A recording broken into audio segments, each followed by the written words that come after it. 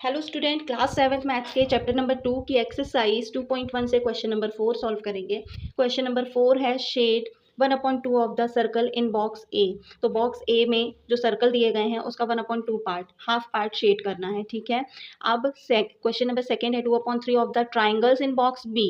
मतलब box B में जो ट्राइंगल्स दिए गए हैं उसके 3 पार्ट्स में से 2 पार्ट को शेड करना है। क्वेश्चन नंबर थर्ड है 3/5 of the square in the box C. Box C में जो स्क्वायर दिए गए हैं उसमें पार्ट कितने पार्ट हैं? 5 पार्ट हैं। 1 2 3 4 एंड 5 में से 3 पार्ट को शेड करना है। तो ये तो क्वेश्चन से ही समझ में आ रहा है। ठीक है, आप ओरली इसको सॉल्व कर सकते हैं कि 2 पार्ट में से 1 पार्ट को। ठीक है, तो इसके 2 पार्ट कैसे होंगे?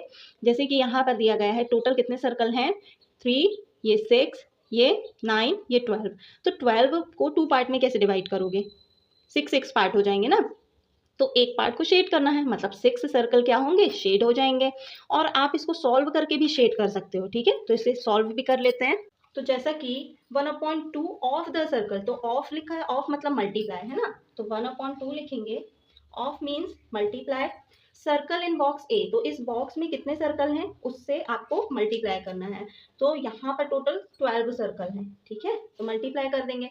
अब ये कैंसिल आउट हो जाएंगे 2 की टेबल से। 2 1 ज़ा 2, 2 6 ज़ा 12, 6 आ रहा है। ठीक है, कितना आ रहा है? 6। इसका मतलब है कि हमें 6 सर्कल को शेड करना है। तो जैसा कि आप देख सकते हैं हमने 6 सर्कल्स को शेड कर लिया। अब आते हैं क्वेश्चन नंबर 2 में। क्वेश्चन नंबर 2 है 2/3 of the triangle in box B. तो आप तो यहाँ पर ऐसे ओरली भी इसे सॉल्व कर सकते हैं कि टोटल पार्ट कितने हैं? 3।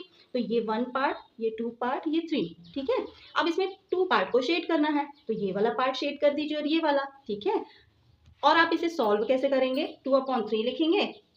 ऑफ बोला है, मल्टीप्लाई कर देंगे।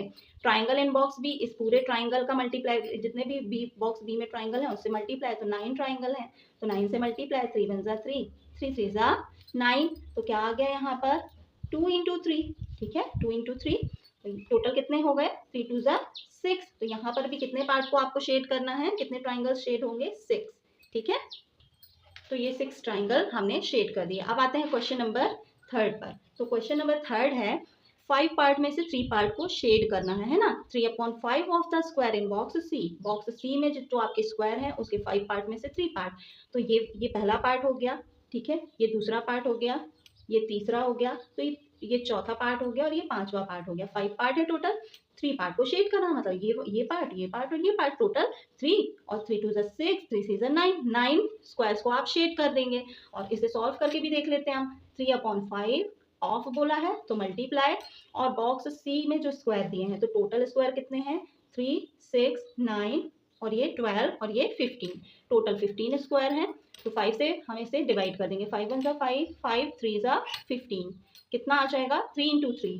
3 इंटू 3 क्या होता है? 3 इंटू 3 9। तो टोटल 9 बॉक्सेस हम शेड कर देंगे। ओके, तो लीजिए हमने 9 बॉक्सेस को शेड कर दिया। ओके।